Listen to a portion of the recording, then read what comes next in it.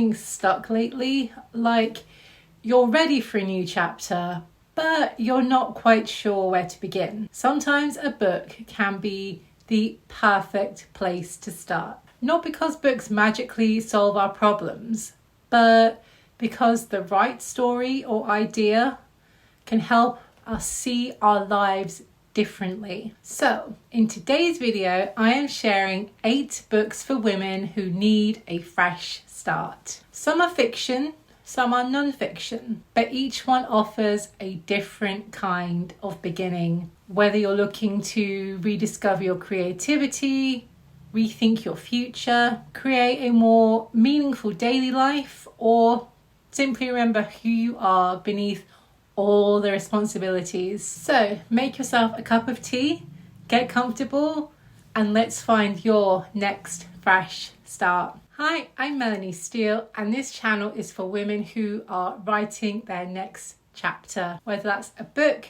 a dream, or a whole new life. If that sounds like you, I would love for you to hit the subscribe button. So, if you need a fresh start in your thinking, here are my 2 recommendations. First up is Essentialism by Greg McKeown. Now, this is actually the only book in this entire video written by a man, because if you've read my book Cosy Creativity, you'll know, generally speaking, I don't read self-help or non-fiction written by men. However, this is, I suppose, technically a business book, so I let it slide on this occasion, and also because the person who recommended this to me was not a business person. They were a housewife and they had found it useful. So for that reason, I decided to give it a go, and I'm glad I did. Now, when I first started reading this book, it took a while to get into. It was very much Silicon Valley executives and their problems, which are not the problems that you and I really have. However, if you're willing to look past the particular examples that he gives in regards to those people and those industries, there is a lot that you can glean from this book. Essentialism is about, essentially, cutting out everything that is not needed. It is about deciding what you are here to do and what is 100% necessary for you to do it. Now, a lot of these examples where these executives needed to stop going to meetings that were just busy work, or just stop doing various parts of their job. You and I are not going to be able to do that. Let's be honest, that's not the life we're living. But if you're kind of needing to reassess where you are and you're wanting to really focus and drill down into what it is that you want to do, whether that's personally or professionally, this is a really good book to read about cutting out unnecessary noise. And I think also for people that are spending a lot of time in the home, it's about how can I streamline what I really want to do here? How can I delegate things to people that can be delegated, so that I can focus on 1, what I'm really good at, and 2, what, if you're doing this professionally, what is bringing you the most money and income. So yes, it feels a little bit unrelatable, but in his defense, Greg McKeown, that's what he does. He works with people who are at this kind of level in their work. So I can't begrudge him that. I would actually be really interested if he did a version of this book with more ordinary people, because I honestly believe that the principles can be applied, or else we wouldn't be having this conversation. But I would love for him to do this with normal people. I would absolutely go and read that book. So yeah, Essentialism by Greg McKeown is my non-fiction recommendation for changing your thinking. The fiction recommendation, it's TJ Klune, The House in the Cerulean Sea. I'm going to try and not give too many spoilers. So this book is about a man called Linus, and he works for the government in this particular world, and his job is to inspect magical orphanages, because this is a cozy fantasy novel, so there is magic. Now, Linus is a big believer in doing things by the book. Rules, bureaucracy, It's why he has a government. So he goes to this orphanage and he's very set on, telling them everything they're doing wrong and that they should be doing X, Y, Z. But when he gets there and discovers the 6 children who are living there, who ordinarily he would have very little interest in, he actually begins to bond with these children and learn more about them, and ultimately comes to realize that maybe doing things by the book is not the best case scenario here. So you can clearly see that this is a book about changing your mind and having the courage to admit that maybe the way that you were thinking was not necessarily wrong, but was limiting, and that kind of taking that step back and looking at something with fresh eyes and challenging your thoughts around it can be a really useful exercise to do. So if you've been feeling a little bit stuck in your thinking and you want to read a story as opposed to non-fiction in order to kind of switch things up a bit, The House in a Cerulean Sea by TJ Klune is my recommendation for you. If you're looking for a fresh start in your creativity, maybe you're feeling creatively blocked, or ideas are just not coming as easily as they did, or maybe you're just wanting to introduce more creativity into your life, here are 2 recommendations for you. Now, as you guessed, the first recommendation for nonfiction is my own book, because, well, us indie authors, we are responsible for our own marketing and promotion, so I'm going to put this in here. But genuinely, I believe that this can really help you. If in the past you've looked at something like The Artist's Way, but after, week 2, you've given up, I've also been there. The cozy creativity way of doing things might be for you. It's a much more gentler approach to rediscovering your creativity. It's not about how to do things for the money or do things for the gram.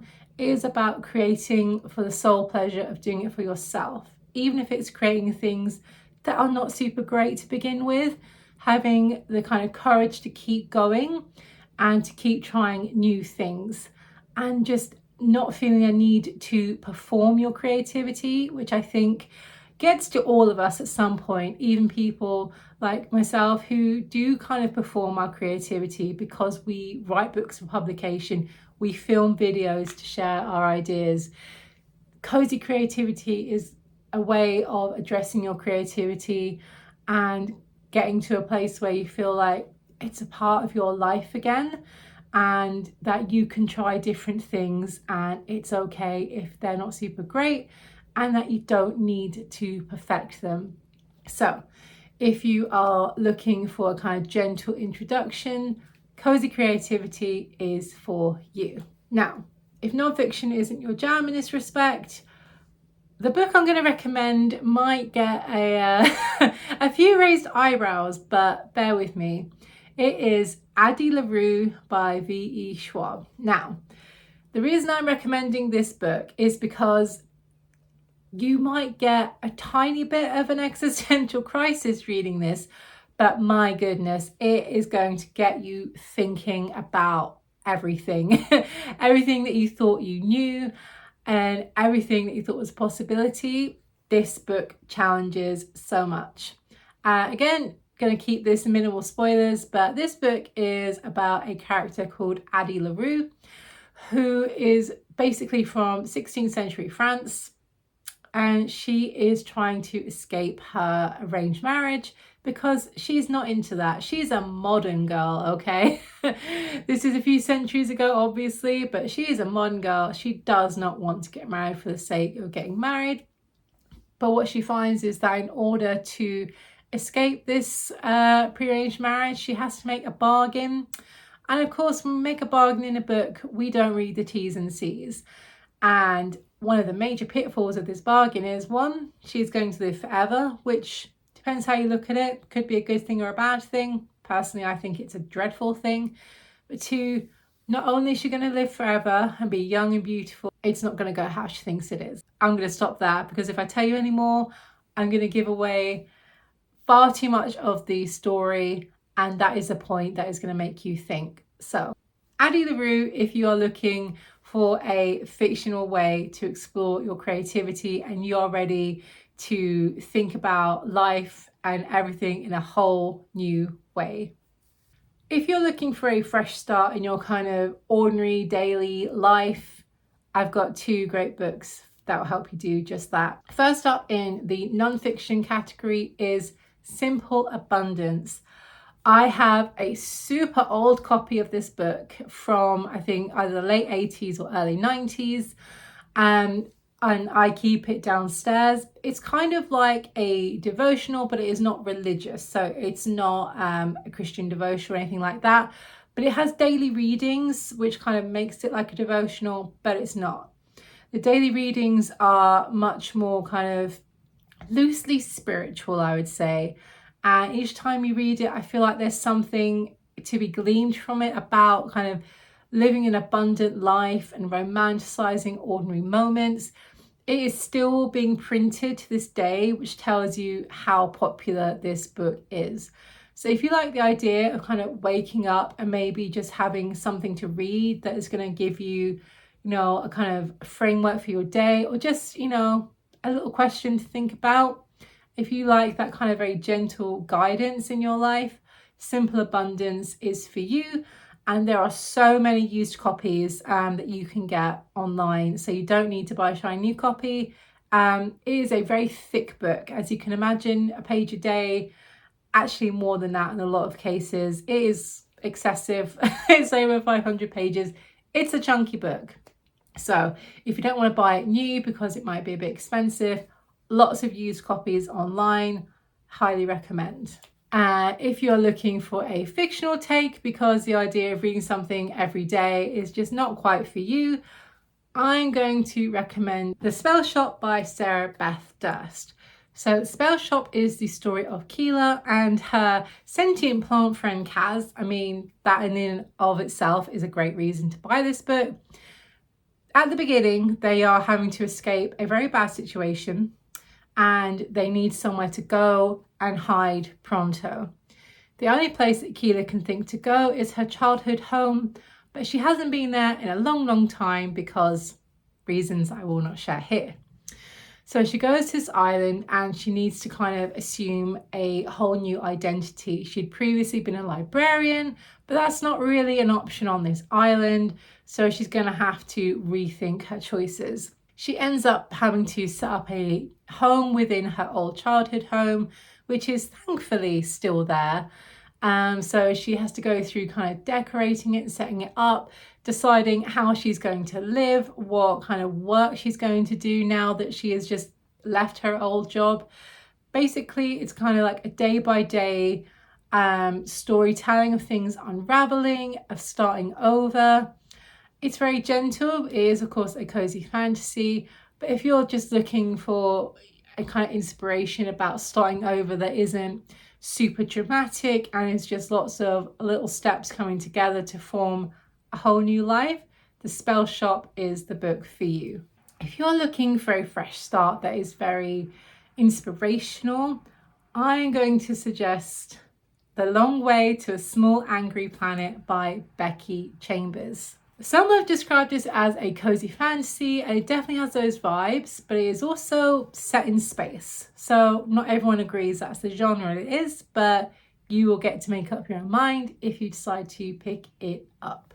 So in this book, we are following a character called Rosemary, who basically decides to join the crew of a spaceship called the Wayfarer, who are off on a bit of a dangerous and very long-winded mission.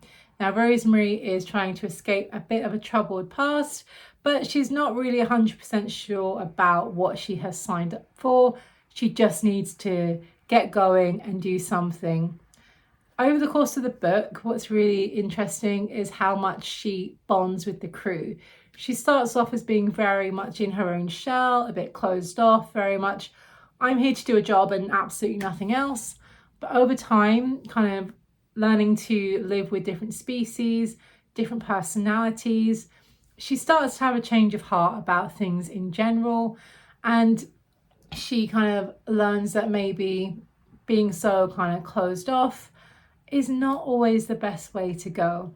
It's very heartwarming and it is cozy, and if you're looking for something that has cozy vibes but is not necessarily super slow, has a little bit more going on.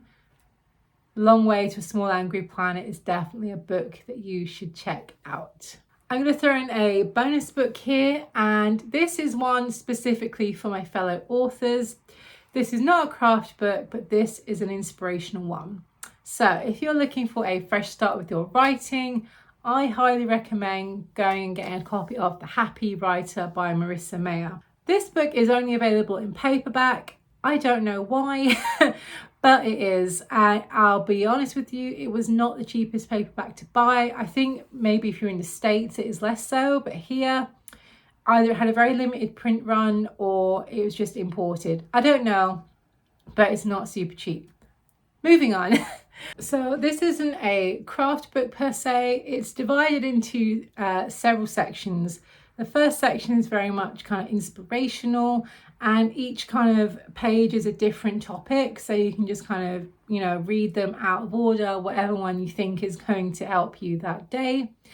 The second section, I think, is an especially good one. It's about resistance to writing, because we have all been there. We know we need to write a thing. We sit down to write a thing and then we don't write the thing.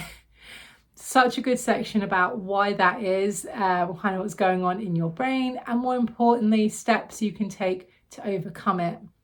The sections past that are more centered on writing, so how to start a first draft, if you're going through a querying process, how to deal with that. So it gets a little more technical, but not too much. I really like Marissa's writing style with this. It does feel like just a friend talking to you about these things rather than very instructional like some of these craft books can be. So if you're looking for a fresh start with your writing, I would recommend checking it out.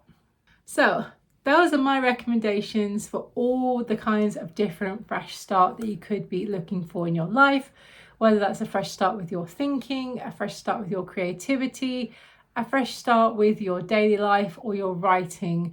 I hope that you found this video useful, and I would love to know if you have read any of these and if you found them helpful, or if you're going to go and try one of these. Let me know in the comments below. Thanks so much for watching, and I'll see you in the next one. Bye.